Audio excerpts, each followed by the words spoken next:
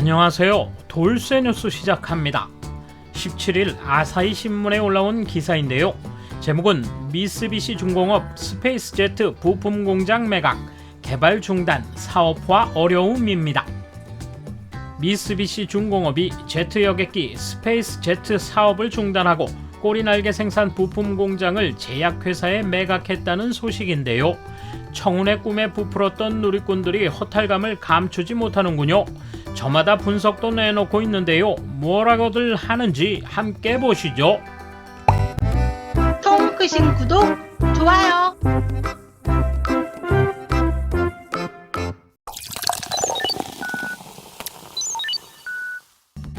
미쓰비시 중공업은 16일 미에현 마스사카시의 공장 일부를 소독약 등을 다루는 겐에이 제약에 매각했다. 이 공장에서는 국산 최초의 소형 제트 여객기 스페이스 제트의 꼬리날개 등을 취급하고 있었다. 미쓰비시 중공업에 의하면 스페이스 제트의 제조를 담당하는 동사 공장 매각은 처음이다. 스페이스 제트는 개발을 중단하고 있어 사업화를 전망할 수 없게 되었다.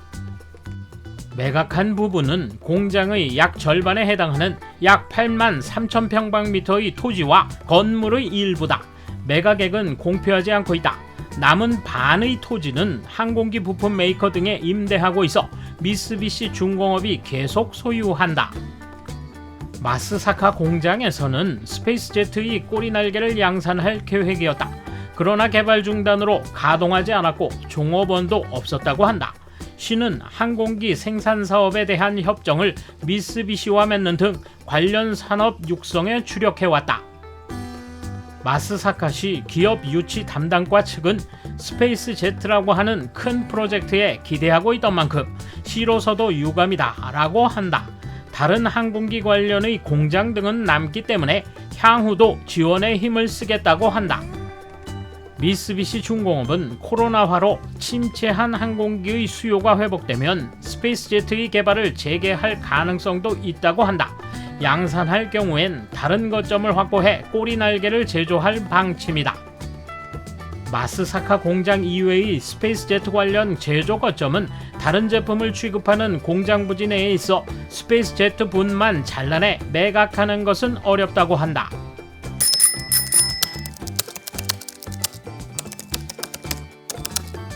과거의 투자를 포기하는 것은 필시 힘들었을 것입니다. 이 일을 계기로 미쓰비시 중공업도 힘내시길 바랍니다. 뭔가 힘내주길 바랐다. 혼다가 최선을 다하고 있다. 코로나에게 발목을 잡힌 것은 유감이지만 눈앞의 요구가 없어졌을 뿐 본질적인 요구가 없어진 것은 아니다. 그러므로 철수하는 걸 보면 진짜 이유는 개발에 실패했다는 것이다.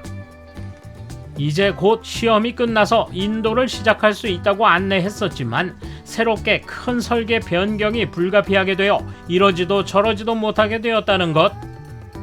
10년 정도 전에 NHK의 특집에서 관공서 담당자가 이 프로젝트는 꼭 성공시켜야 한다고 으르렁거리고 있었기 때문에 매우 불쾌한 예감이 들었지만 역시 전함 야마토 같은 대실패로 끝나고 말았다. 원래 관공서 체질인 미쓰비시 중공업에 관까지 얽혀 있으니까 실수가 있어도 유연하게 대응하지 못해서 현장은 힘들었을 거라 추측된다. 아직도 회사가 문을 닫지 않는 걸 보면 관공서적인 무책임 체질을 고스란히 드러내고 있는 것이다. 2008년이었는지 당초 1,800억엔 정도로 출발했지만 2020년 중단됐을 때는 자본금을 비롯해 1조엔을 까먹었다는 것이었다. 회사의 톱 주도로 실시했기 때문인지 예상외로 비용이 증가했는데 도중에 중단하지 않은 것이 신기하다. 그러다 보니 간부 중에 아무도 책임을 지는 사람이 안 나왔다. 회사의 오만한 체질에서 이런 결과가 나온 것 같다. 첫 항공기 개발이라는 점에서 더 겸허한 태도로 했어야 했다. 100명 규모의 제트기라면 캐나다의 봉바르디에, 브라질, 중국에서도 개발하고 있다. 정말 아쉽다. 스페이스 제트로 명칭을 바꾸었을 때 별난 이름과 함께 사업도 어수선해졌다. 이걸로 완전 끝인 건가? 데뷔하는 맑은 날을 기다리며 놓여있던 박물관의 선물용 모형기가 더욱 허무해 보인다. 만약에 내가 우주 여행한 그분처럼 대부호였다면 1:1 시제기를 마당에 장식하고 싶다. 혼다와 같이 미국에서 개발 테스트를 했다면 결과는 달랐을지도 모른다. 미국은 보잉도 있으므로 테스트 항목도 명료할 것이다. 일본은 엉거주춤한 상태에서 테스트 항목을 이것저것 추가해 미국보다 더 까다로운 테스트 항목을 만들어버렸다. 책임을 아무도 지고 싶지 않았기 때문일 것이다. 보잉도 같은 테스트하면 불합격 당한다더군. 프로젝트를 위해 나고야에서 신진 바이어들을 모집했지만 토익 900점대라도 항공기 부품 조달하는 문외한들이었다. 협력사와의 교섭은 덜컹덜컹. 프로젝트를 위해 설립한 자회사는 일본인 사원과 외국인 사원의 알력만이 발생하고 통제 불능에 빠졌다. 결국 설계 변경이 잇따라 완성할 수 없게 된 전형적인 패배 패턴이다. 현 체제에 이르러서야 손절매를 통해 프로젝트를 중단했다. 한때의 명기 MU300도 상업적으로는 실패해 비치크래프트에 매각했는데 그 후 세일즈를 늘려 성능을 평가받아 미 공군에도 채용되었고 지금도 미국에 팬이 많다. 아무래도 미쓰비시 중공업은 제품이 인류라도 조달은 2류, 비즈니스는 3류다. 일단 보잉사로부터 조종석 배치 등을 737 같은 사양으로 하여 형식 등록하면 합리적이라는 제안이 있었다고 기억합니다. 100% 국산은 아니겠지만 다시 검토하면 부활 가능할까? 737은 기수도 많고 운용상으로도 큰 메리트가 되는 것은 아닐까? 리먼 쇼크 때는 자동차 업계의 파견 인원을 받아들여 개발자를 많이 늘렸다.